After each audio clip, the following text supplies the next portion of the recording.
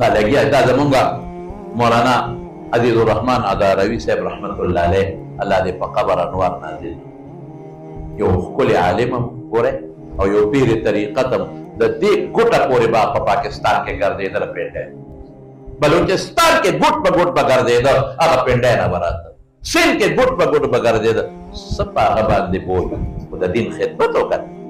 د بیا د تقریر د هغه تاسو څونه غوسې سره او جذبې سره چې چا کې څه کمی وي د ګیرې ودبل او څونه خلک نن لګیا دي تسبیح اړوي او ذکرونه کوي دا د چا ثواب به رسېږي قبر کې پروت دی هغه ته به رسېږي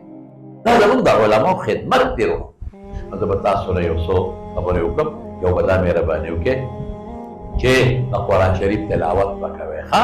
ټول کوئ ټول د سیل قل هو صورت خو ټولو ته یاد دی سورې اخلاص چې درې ځله دې ولو الله به د قرآن د ختم ثواب درکړي چې لس کرته دې ولو الله جنت کې محل بدلوي بس سخت شي بله رضي دا وایه کنه او بل دا دی چې خپل ماشومان راولېږئ دلته داخل کې په دې مدرسه سنان نومې دی سنان ابن سلمه او دا خو دا صحابي نوم دی دا صحاب بابا چې ورته خلک وایي تمام سنان ابن سلمه ابن محبق رضی الله عنه نو دا صحابه راغلي دا د افغانستان کابل نه د دې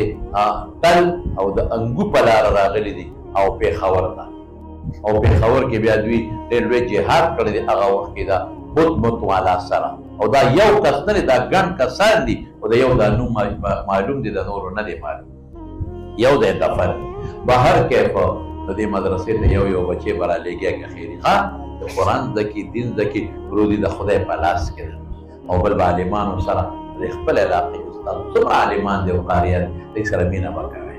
محبت به کوئ ټیک ته موږ نه به غلطۍ هم کېږي د دې علماو غلطۍ مه شمېرئ مثبت سوچونه وکړئ چې دا ستاسو بچو ته عقیده اعمال اخلاق ښیي او مدرسې چلي په ډېره سختۍ باندې او بل دا دی چې دا دوی د نه کومه مطالبه وکړه د سولرو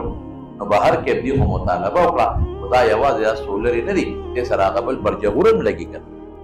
هغه پکې لکه یاد نه کړم هغه څه ورته وایي انورټر نو بغیر د انورټر نه خو کار نه کېږي انورټر خو ځان له یو برجغور دی هغې نه بغیر کار نه کېږي نو دا ګوره هغه به هم ورناخلې او بل دا دی چې دې سره بیټرۍ پکار دی بغیر بیټرون کار نه کېږي او بل دې سره تارونه مارونه او هغه شیشو خو تشې شیشې خو په ځمکه څوک نه ږدي هغې سره خو به ځان لغاندره پایپ ورته لګې هغه سټینونه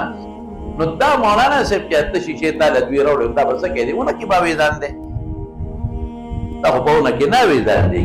دا خو د بجلی تارونه غواړي دغه څیزونه غواړي بیټرۍ غواړي نو ستاسو بچو ته ګوره چې دې لاندې ستاسو بچي